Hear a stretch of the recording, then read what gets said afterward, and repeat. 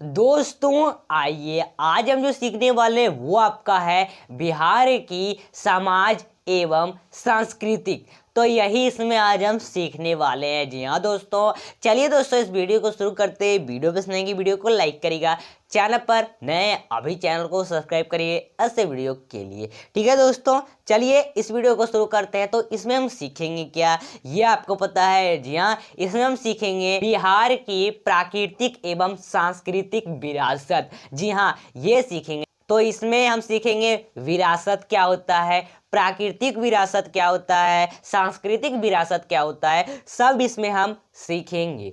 तो चलिए दोस्तों इस वीडियो को शुरू करते हैं। वीडियो पसंद आए वीडियो को लाइक करिएगा और चैनल को सब्सक्राइब करिए। चलिए इसको शुरू करते हैं। तो सबसे पहले विरासत क्या होता है। जी हाँ दोस्तों, विरासत हमारा क्या है इसको समझना है। प्रत्येक समाज, देश या राज्य का एक अतीत होता है। जी हाँ, इस अतीत से वर्तमान को प्राप्त मूर्त व अमूर्त या चीज विरासत कहलाती है। ठीक है दोस्तों, तो ये विरासत कहलाता है। पूरा तात्विक खोजों के आधार पर यह कहा जा सकता है कि सभ्यता एवं सांस्कृतिक प्राचीन काल से ही समृद्ध है। जी हाँ दोस्तों, सभ्यता एवं सांस्कृतिक मनुष्य के सृजनात्मक परिणाम हैं। जब ये उपयोगी लक्ष्य की ओर बढ़ती है तब सभ्यता का जन्म होता है। आज से 3000 ईस्वी पूर्व बिहार में जो सभ्यता विस्तृत हुई थी वह जो सृजनात्मक क्रियाकलापों से भरपूर थी। जी हाँ, जो आज से 3000 ईस्वी पूर्व जो सभ्यता शुरू हुई थी।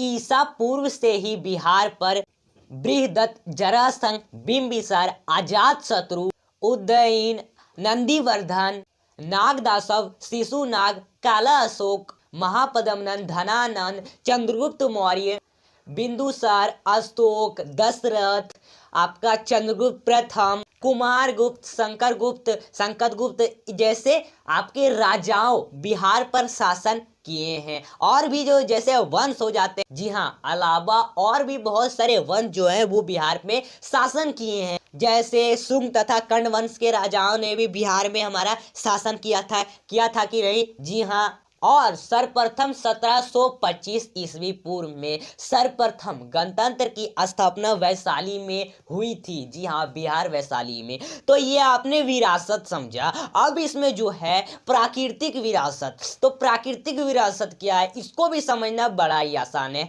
तो आइए इसको भी हम समझते हैं। तो विरासत क्या है, आखिर विरासत क्या है। विरासत जो हम पूर्वजों अपने पूर्वज से प्राप्त करते हैं विरासत कहलाता है। विरासत को दो भागों में बांटा गया है। पहला तो बांटा गया है आपका ये मतलब कि प्राकृतिक विरासत और दूसरा सांस्कृतिक विरासत। तो ये दोनों क्या है, सबसे पहले हम आपका प्राकृतिक विरासत के बारे में जानेंगे। तो प्राकृतिक विरासत के बारे में आइए हम जानते हैं। इस विरासत के अंदर प्राकृतिक विशिष्टताएं तथा आपका पर्वत, झीलें, नदियां, वन, पर्वत, ये सब आदि इसमें शामिल हैं। तो सबसे पहले नदियां की बात करें तो सबसे पहला मेन नदी जो है आपका है गंगा नदी। जी हाँ दोस्तों, आपका गंगा नदी सबसे मेन है।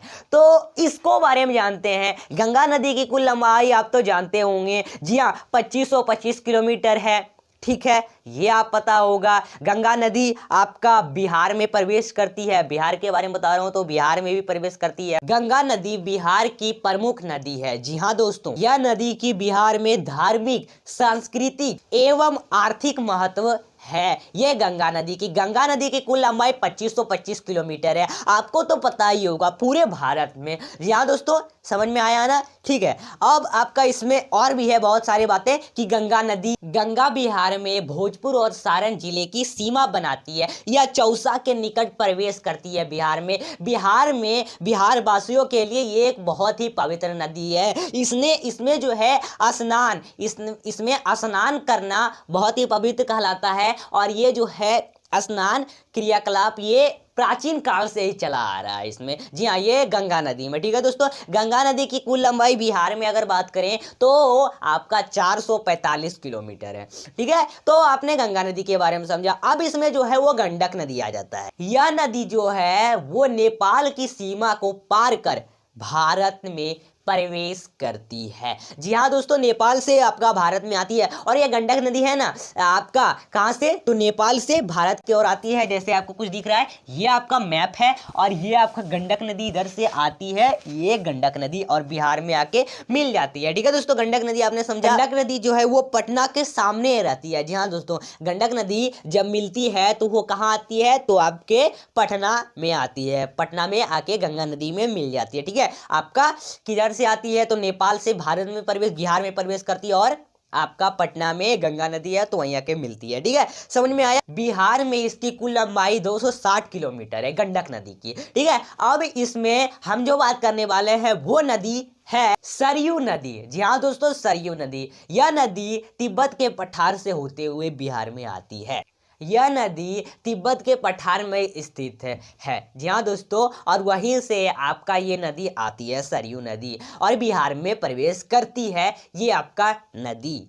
यह नदी छपरा के निकट आपका गंगा नदी में मिलती है जाके, ये आपका सरयू नदी। इस नदी का भी हिंदू धर्म में काफी महत्व है, सरयू नदी की। अब इसमें हम बात करेंगे, आपका जो नदी है वो है निरंजना नदी, यानी इसे हम कहते हैं फल्गु नदी। जी हाँ दोस्तों, फल्गु नदी जो आपका यहाँ झारखंड से होते हुए आपके बिहार में प्रवेश करती है, निरंजना नदी, इसको फल्गु नदी भी कह सकते हैं। ठीक है, और ये नदी जो है निरंजना नदी के तट पर, ये क्वेश्चन बना है कि आपका गौतम बुद्ध जो है वो कौन से नदी के तट पर ज्ञान की प्राप्ति किए, तो ये आपका निरंजना नदी के तट पर ही किए ज्ञान की प्राप्ति। जी हाँ दोस्तों, तो ये आपका निरंजना नदी, याद रखें इसको। ठीक है, यह जो है बोध गया में आपका मोहना नदी के मिलकर, जी हाँ, ये बोध गया में मोहना नदी में मिलकर एक विशाल नदी बनती है। ये आपका कौन नदी, तो ये नदी, जी हाँ दोस्तों,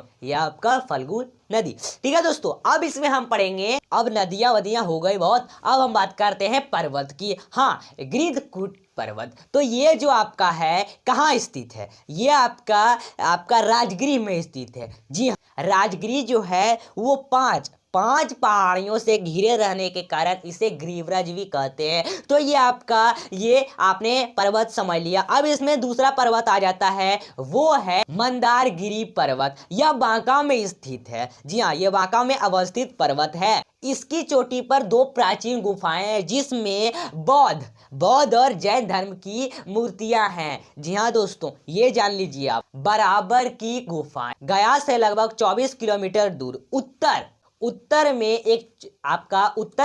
एक छोटी छोटी पहाड़ियों का समूह है, जिसे बराबर की पहाड़ियां कहा जाता है। ठीक है, अब इसमें जो पहाड़ी है वो है नागार्जुन पहाड़ी।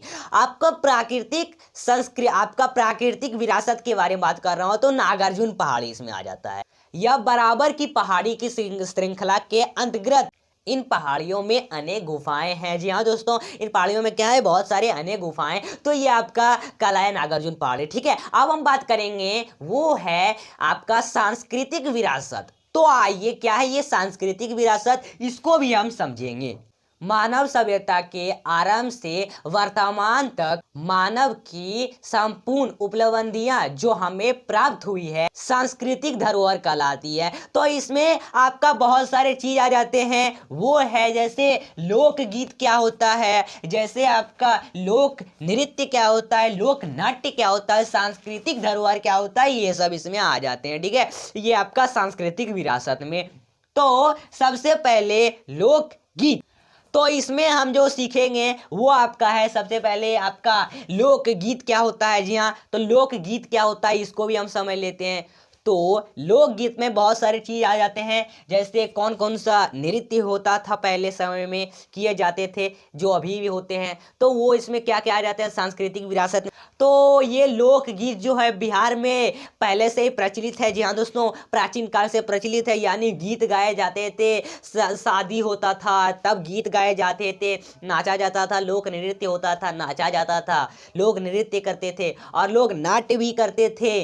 ठीक है, ये सब इसमें आ जाते हैं। तो इसमें गीत की बात कर लो। जी हाँ, गीत इसमें मेन है। तो गीत में क्या क्या आ जाते हैं, जैसे गथा गीत हुआ करते थे उस जैसे संस्कार गीत, तो संस्कार गीत हुआ करते थे जैसे पर्व गीत, पर्व वगैरह में गीत गाए जाते थे तो पर्व गीत हुआ करते थे। और जैसे आपका जैसे ऋतु गीत, तो ऋतु हो तो हुआ करते थे, सीजन सीजन होता है, सीजन नया सीजन आया, ये सीजन आया तो उसमें गीत गाए जाते थे, ठीक है। और जातीय गीत, ठीक है। अब नाट्य की बात कर लो, जी हाँ, लोक नाट्य में आ जाते हैं जैसे जैसे जट जटिन, बगुली, डोमकच, सामा चकेवा, विदेशिया नाट्य, ये सब हो जाते हैं। तो दोस्तों देखो, विदेशिया नाट्य, ये विदेशिया नाट्य का संस्थापक यानी जो इसका निर्माण किए वो है भिखारी ठाकुर। जी हाँ, भिखारी ठाकुर को आप जानते हो। अब इसमें जो मैं आपको बताऊंगा वो है आपका सांस्कृतिक धरोहर, ठीक है।